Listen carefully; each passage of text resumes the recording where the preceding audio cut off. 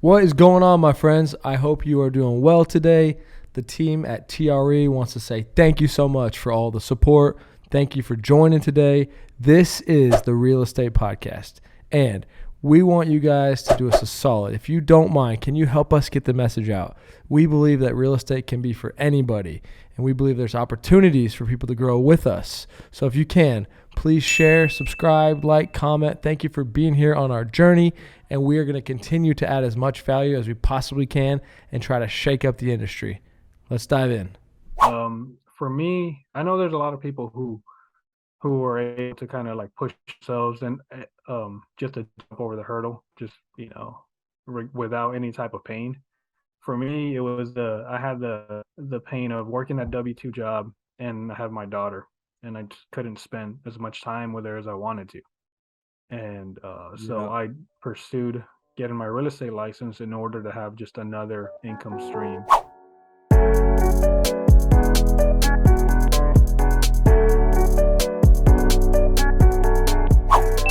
Hello, everybody. Welcome to the Real Estate Podcast. And I'm really jacked up today. I got my energy drink going right here in the coffee cup. And we got none other than Santos, born and raised in Houston, Texas. And from what I understand, Santos, you kind of got started out more as an investor, flipping, and then you got your license. And we're really blessed to have you on the team. Santos holds down a lot of what we do at TRE in Houston, Texas. That's where he lives now. And man, we're blessed to have you. So thank you so much for coming on the show. Yeah, man, thanks for having me. Glad to be on here. Excited. Yeah, I love watching all your weightlifting videos. I didn't really know that about you until after you joined the team, but there's videos of you squatting lots of weight. Looks like you're doing that somewhat competitively. Yeah, I mean, I had wanted to hit a certain level before I competed, and so this just recently, I was like, you know what? Let me just do one. Let me just do a competition and then see how it goes. And Nice. it was good. It was good. Definitely a different type of grind. Yeah. My And buddy's a Navy SEAL, and he sent me a couple of videos of like doing some deadlifts and squats a couple years ago, and like he yeah. set some kind of record within his group. And I Okay. sent Yeah. him somewhere I saw like I think you posted like your squat, your deadlift, and your bench, and I Yeah. sent that to him, and he starts making all these excuses why you're doing more. He's like, yeah, but look how big he is. He weighs 80 more pounds than me. I'm like, yeah, Robert, it's all good, dude. Just because someone's out lifting you, you don't got to Mhm. make all these excuses. There's I mean, when I was there in the competition, there were some guys lighter than me that were lifting more, and once you figure it out, it's all about leverages. They know how their body works, and it's crazy, man. Yeah, Yeah. well, that's cool, man. It's inspiring to see. So, Well, let's dive in if you don't mind. Like, tell us a little bit about growing up and yourself. Let the listeners get to know you. We just try to let people know what's possible within real estate and try to inspire people in different ways. And we're big believers that there's opportunities for everybody in real estate, and it can look a lot different. And so we try to just get that message out. And so if you're cool with it, man, take us back to growing up and how you got to where you are today. Take your time, right? We're here for some time, and it's not an interview, but like let's share the story. sounds good. Yeah. So, like you said, I was born and raised here in Houston. I love the city. I love everything about it. It's a big melting pot. I started, I was when I was young, I grew up on the south side of town. Always was into cars, everything. My dad was I guess I mean, he was an entrepreneur. He always worked for himself. Never really had a W-2 job, which was something that I didn't realize kind of influenced me growing up. I just, I always consider, yeah, he's going to work. Okay, cool, he's going to work. Until I got a little bit older, I was like, man, I think I want to, do something for myself, just like my dad did. And my dad he was painting houses. He worked, with a lot of builders and new construction. That's his main thing. And so, going to school, I, thought about going to college for a while. Um, until recently, I didn't know. I remember this from when I was younger. I wanted to go to college out of state, and my mom was like, "Nah, like, I don't think we can do that."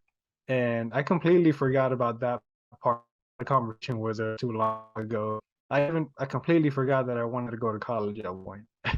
And so what I ended up doing, because I love cars so much, I ended up going to tech school, and I did auto body and paint.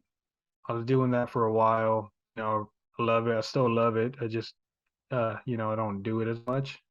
And I initially wanted to open a shop. I wanted to, go ahead, own my own business, have a standalone shop. Um, but in the process of doing that, I got pulled more into working a W-2 job. So I was working at a shop for a while, and I got comfortable. I liked it, um, and I was making good money. I was only working 4 nights a week. It was easy, easy. But and through that process of trying to open up the shop, we ran into some trouble with just bad, deals going south. And at a point, I was like, well, I have to. There's something else I got to. It's got to be another route, another option, something. I ended up finding bigger pockets, and because I work nights, I was able to just throw my headphones on, go to work, and just listen. And I listened to every single podcast they had, just back to back to back, for I want to say a good 6 months. And from there, I said, okay, I have enough information. I was like, you know, let's do something. Nice. Um, and at the time, I didn't have a lot of money saved up, but I had built, I guess, looking back at it now, I had built some relationships just with coworkers, um, over the years, and surprisingly enough, like I mean, they knew my work ethic, they knew how hard I worked, and they trusted me. So when it came to doing my first deal, I actually was able to secure some private money from an old coworker, to be able to pursue, fix and flips in real estate, which is it's always when I tell the story about that he's now a good friend, about him, people are just like, man, how did this guy save so much money? It's like he's got to be disciplined. Just be disciplined in what you want to do. And his goal was just to save. He really doesn't like paying interest. His goal was just to save and pay everything cash. Mm-hmm. And so he just had that chunk of money there, and he was willing to lend it out. And from there, I mean, the rest is kind of history. We just did one flip, then another one, and just you kept rolling over the same investors' money over and over into more properties. Um, and while I was working a W-2 job, so That's great, man. What was your process of finding these opportunities or these deals? What did that look like for you? wholesalers connected with as many wholesalers as I could. That was the main thing. I wasn't trying to generate my own, leads at the time. It was just mainly, just connecting with wholesalers, just telling them, hey, we're looking for properties. We have money to buy, we can close. And that was the main way, the main That's thing great. we were doing. So you got introduced to bigger pockets. You saw there was something more out there for you. Gave you some more freedom. Do you remember, like, kind of was there a big moment for you to jump from kind of, I'm going to take this risk or I'm going to go all in and things change? Is there some kind of differentiator or something that you can point out that stuck out to you or could also help other people get across that hump, I guess, or that hurdle? Yeah. For me, I know there's a lot of people who are able to kind of like push themselves and just to jump over the hurdle, just without any type of pain. For me, it was I had the pain of working that W-2 job, and I have my daughter, and I just couldn't spend as much time with her as I wanted to. So that was enough for me to say, okay, like I need to leave this job, not because the money's not good, but because the schedule. And so Yeah. I pursued. getting my real estate license in order to have just another income stream where, it would replace what I was making, so regular retail sales plus the flipping would replace what I was making, and I had more time to spend with my daughter. I love it, man. That's a great motivation. That makes Yeah. it easy. So what Yeah. let's talk about that a little bit. What does the balance look like? Right, you're in real estate, you're doing it. How do you kind of balance the daughter and work and everything else that you have going on? So we'll say, so I have my daughter for about half of the week every week. So that kind of helps. It's, I can drop her off, pick her up from school, make sure I'm here, and spend time with her. And then the days that she's not here, I can really, hammer Right. down Yep. and try to get as much done as I can. That way, I can pay attention to her and be present when she's here. Yeah, Um, that's good. That's good. yeah, and so it's a blessing in disguise. I mean, I'd love to have her all the time, Yeah. but pursuing anything entrepreneurial, it takes time Yeah, and it takes absolutely. energy. What are some of the biggest challenges that you personally still to this day face? Also, maybe have feel like you've kind of overcome in a sense. That so Yeah, we just mentioned it, but the biggest one is that balance. Yeah. I'm before so I'm usually the type of person that just dives completely into something, and I'll just go hard and just go. But as my daughter got older, and then now that I'm married, it's a big challenge to know when to cut off the time. Like, okay, I'm done working today, Hmm. or okay, this weekend I can't. I got to schedule some time for the family. And that's the biggest challenge that I have trouble with. And I'm still trying to figure that out, trying to make sure I'm present for everybody and getting things done, moving the business forward because ultimately it's we're providing a future for your next generations. Yeah, I love it, man. Well, let's talk about that a little bit. And thanks for sharing. What does your business look like, and what ways are you working with people? People that maybe hear you and they're in Houston or they need somebody in Houston. Kind of lay out what ways you can plug in and work with people. I mean, one of the most straightforward way really is as an agent. So if someone's just looking to relocate here to Houston, a primary home, definitely can help with that. Try to guide them through everything that I know. Plus, having the rehab experience kind of helps walk people through anything they might see at a house. Something repairs, anything like that, and it gives them a little bit of a peace of mind when we're walking around looking at these homes. And the other way is if they're looking to invest, I share everything that I do, what I use to look at deals, analyze them. If I have a client that comes to me, I just, hey, this is how I look at them. This Hmm. is what I do, and that helps them as well. And plus, connecting them with any type of hard money lenders, any non QM lenders, if they need that kind of sharing the full game plan without overwhelming them is something that I try to do that way they know, hey, this guy's done it before. He's he knows what he's talking about, and they can feel kind of safe and secure while we're moving through the transaction. That's great, man. Do you ever invest with people? If someone was here and they and I know you work with the guy that you started with, but could somebody throw money in Yeah. on one of your deals and team up with you? Oh yeah, we have. So I've I've been using some more private money lately from different investors that kind of want to learn. And I actually just teamed up with another agent from another brokerage who, hey, she wants to learn. She has some money saved up and she wants to do a deal. So, I found one. I was like, hey, we can do this one together. And so we're teaming up on that. And I'm always open to, partnerships and showing people how to, how the process works, how we go through the whole deal.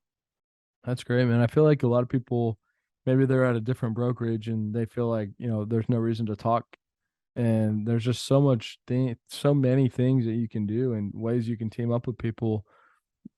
License and making commissions is one aspect, and that's what we're all about. And that's really cool that you're teaming up with someone. And a lot of agents wouldn't want to have those conversations, but now you're going to go make some money and get a good deal done. So kudos to you for that. Yeah. What else, Yeah. man? Like Thanks, man. what's the big vision for your career, or ways that maybe we can help out? I know, obviously daughter's a huge component. Um, and seems like you enjoy what you're doing, but what ways can we or maybe listeners, plug in more and just help out? I mean, definitely, we're trying to grow, TRE in Houston. That's one of the major things that I'm trying to focus on. Being able to educate and teach, agents and kind of just open up the view. It helps. How when you're helping a first time home buyer, and that's a great feeling when they close. Yeah. It's a very similar feeling when you're showing an agent, hey, you can do all of this. Like Yeah. there's opportunity available for everyone, Mm-hmm. uh, and whichever way you want to look at it, and it's so I mean that's one of the big aspects we're trying to grow the team here, trying to grow the presence. So I mean, so if you ever want to have somebody wants to have a conversation about joining the team, what that would look like, what all they can learn, completely open to that. I've been meeting with people here and there about it. And then the other part, if you just want to learn investing, if you're at a brokerage already and you have questions, I know the investing side isn't really taught as in depth whenever you're getting your license. So we're an open book. Whatever you want to learn, any questions you have, we're here. I We're here. love We're it. ready to. You know. Yeah, thank you for sharing that. And what about on the weightlifting side? Just keep going. Is there any specific goal with Yeah. that? Yeah. My brother-in-law just asked me yesterday. He's like, "So what are you trying to hit next?" I was like, "Well, I think I'm just gonna go up. Just keep trying. Next goal is 600 deadlift, 600 squat, um, and then bench. I have to.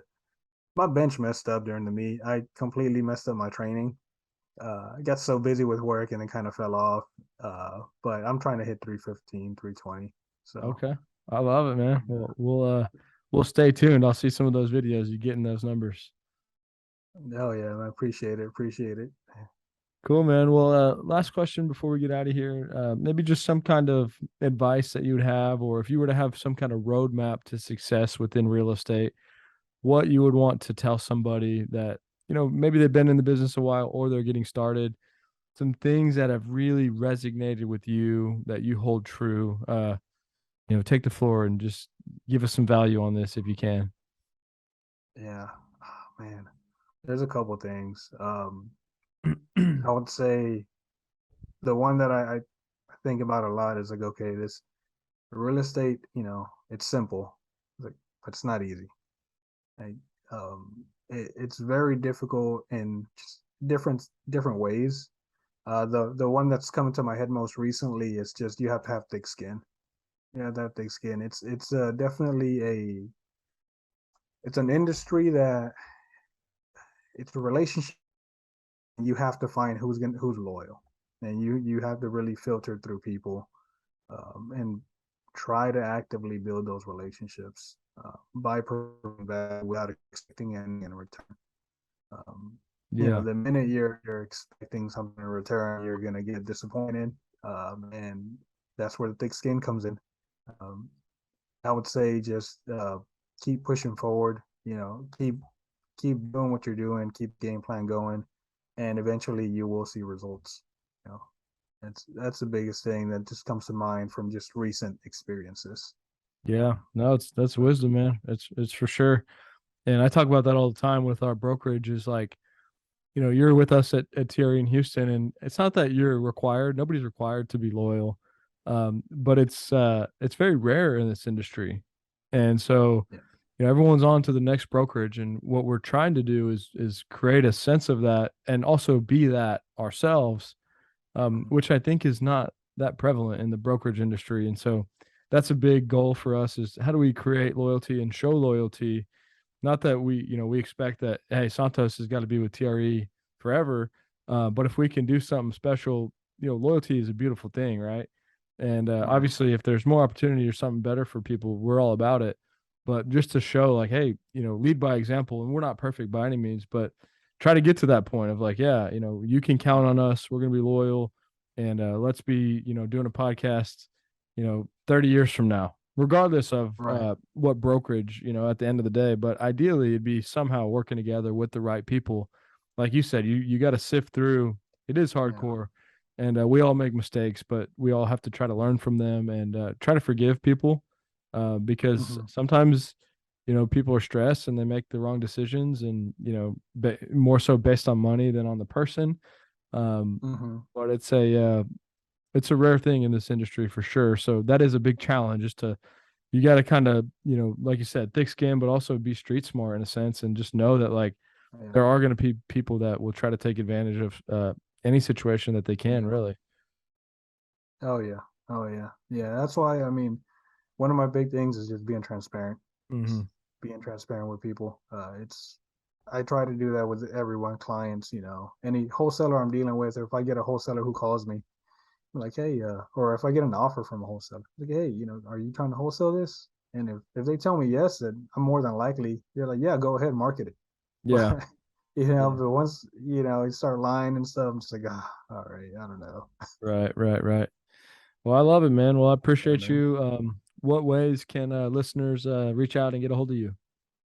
I mean, any social media channel, we're Facebook, Instagram, TikTok, we're on there. Definitely trying to push out more content here pretty soon. Kind of got caught up with work, ton of work. Man, it's like I said, the balance is tough, Yeah. but yeah, content is the goal. Get Hey, it man. out there, get some education out there, and I mean, hopefully, somebody gets some value out of this and can talk more. I love it, man. Well, I appreciate you, Santos. Everybody, Real Estate Podcast, reach out to Santos. Once again, he's in Houston, very entrepreneurial. He can help you buy properties. You can invest with him. If you want to be a real estate agent in Houston with TRE, reach out to Santos. Guys, keep hustling. Take some of these notes and keep getting after it, baby. Peace.